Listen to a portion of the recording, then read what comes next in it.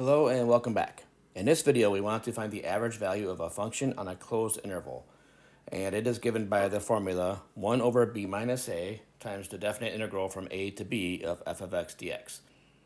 And we're going to apply it to a nice simple problem, finding the average value of the cosine function on the interval from 0 to pi. So to do this, we're going to go through and find the value of 1 over b minus a. Well, in this formula, b, of course, is the right endpoint. So that's pi. A is the left endpoint. And this is the definite integral from 0 to pi of the cosine function with respect to x. So the next thing for us to do is now go through and calculate this.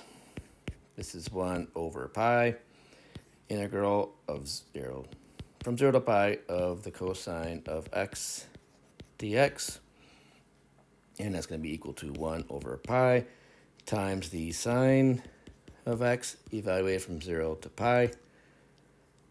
So that's going to be equal to 1 over pi times the sine of pi minus the sine of 0.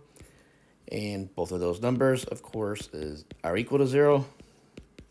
So the average value of our function is 0 on this interval. And in the guided notes, if you take a look, you will see that that matches what we see with the graph of the cosine function on the interval from 0 to pi.